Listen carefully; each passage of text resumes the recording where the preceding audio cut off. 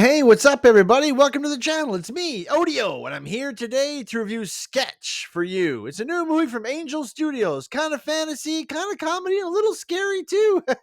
It's got a whole mixed bag of goodies, and how do they all come together? Well, they come together in movie form. So, Sketch is kind of a heartwarming story about a family, the Wyatt family, the dad, Tony, and his two kids, his son, Jack, and his daughter, Amber. And they're living out in the countryside, and they've lost their mother in the recent past. They don't tell us exactly how far back, but it's been fairly recently. And they're all kind of dealing with that and living their lives in this little town that they're in. And things take a turn for the strange one day.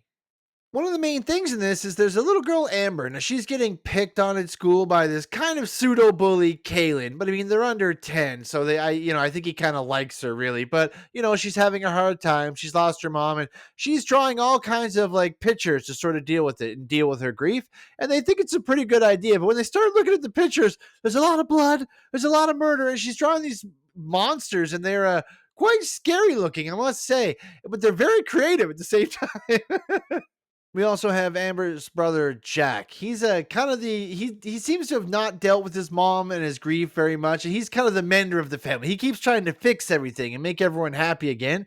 And the dad, who's actually really good in this, he's played by Tony Hale. I was like, is that the guy from Arrested Development? Is that Buster Blue? It is, but he plays the dad, Taylor Wyatt, and he does a really good job. He's still grieving about his wife. He's just trying to get through the day, and when things start to go wrong, he kind of knows he's a big part of it, but he just doesn't know what to do to handle it all. He's just going through a lot.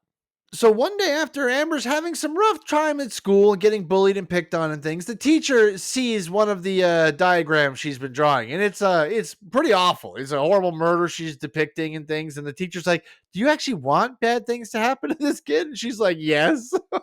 So the teacher's like, "Well, it's good that you drew this rather than actually act on that." So then they gave her a notebook to use, and the dad sees the notebook a couple times, but Amber's like, "Don't look in my notebook. Trust me, you don't want to look in this notebook. This little girl is dark. She draws some pretty scary monsters." But the story takes a real twist when the brother discovers something.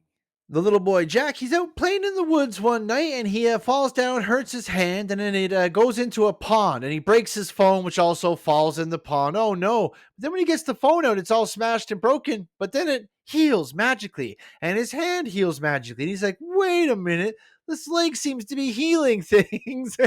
So they break a plate that he really liked because it was one of the plate was tied to memories with his mother. So when it gets smashed, he's super upset, and he takes it out to the lake and drops it in with some string. And guess what happens? Yup, the plate comes back fully formed. Wow. Well, he's got some plans now. He's got a whole new idea going.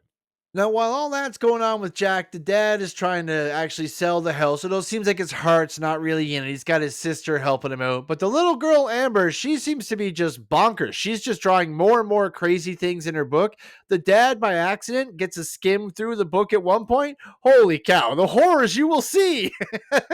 The little girl actress, I don't know her name, but she does a really good job. So does the little boy Jack. They're pretty believable. I like Tony Hale as well. He does a really good job as the dad. But anyway, one night the little boy gets the idea. Of course, he's going to try to bring his mom back. He's got her ashes. He's going to go dump them in the lake. For sure, this is going to turn out good. But before he can get there, his sister interjects, and she doesn't really know what's going on. But hilarity ensues, and her art book, yes, that art book falls into the pond. Uh-oh. They get it back out, but of course, it starts to kind of bubble and churn, kind of like gremlins when you see the water bubble and churning before the actual mogwai turn into gremlins. Well, we get a little bubbling and churning, and then the kids have a fairly restless night. Anyway, the dad checks in on the kids in the morning, and they're both acting very strangely, and they have to go off to school that day. And that's when the movie takes an extremely strange and meandering twist into the world of crazy. I absolutely loved it. All of her pictures come to life. Yes, those horrifying pictures are now alive. These monsters are in the world, and we get a view of quite a few of them, and they're honestly spectacular.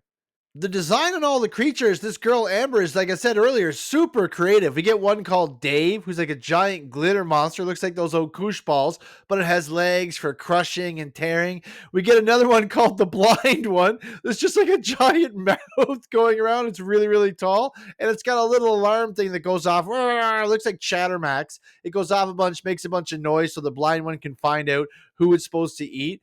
There's like a purple crayon monster that comes out. He's super scary. She's kind of like the main villain. The purple crayon monster is super creepy. That was the one that they found. One of the kids found that picture on the bus and realized the kid getting killed in the picture was him, and he's like, "Oh no!"